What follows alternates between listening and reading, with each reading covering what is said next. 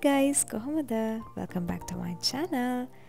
අද අපි හදන්නේ creamy fish pasta එකක්.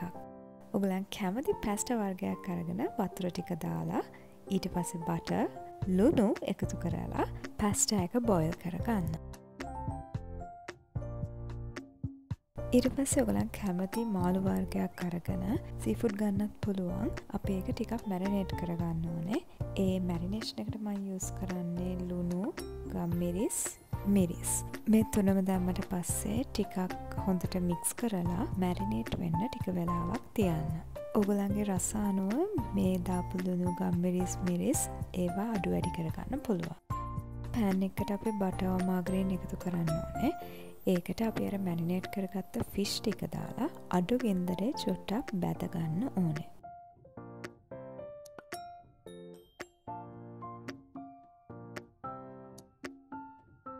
මාළු ටික බැදෙදි මම එකතු කරගන්නවා කෑලි මිරිස් චුට්ටක් ස්පයිසි කරගන්න ඕන හන්දා.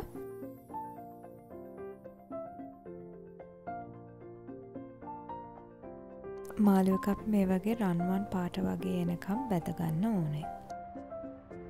මම මේ මාළු එකට දැන් සුදු ලුණු අවමිරිස් එකතු කරගන්නවා.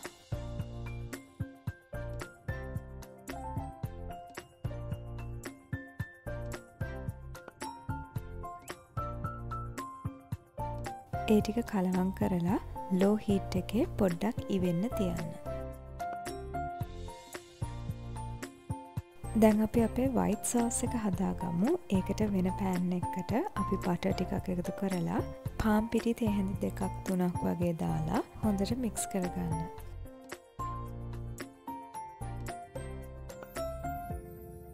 ඊට පස්සේ අපිට අවශ්‍ය ප්‍රමාණයට කිරි එකතු කරගන්න ඕනේ. පිටි ටික ඊට පස්සේ කැටි ගහන්න දෙන්න නැතුව හොඳට කිරි එකේ දිය කරගන්න ඕනේ.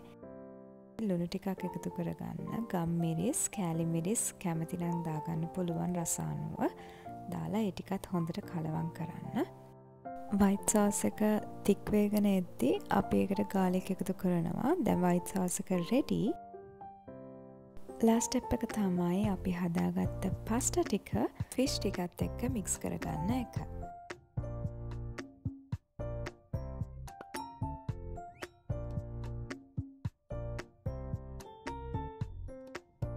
ඒ ටික හොඳට කලවම් කරලා අපි අපේ white sauce එක pasta එකට දාගන්න ඕනේ.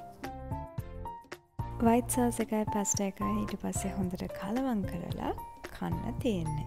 මේ pasta එක රස උණුවෙන්ම කනකොට ඒක නිසා අනිවාර්යෙන් උණුවෙන්ම try කරලා බලන්න.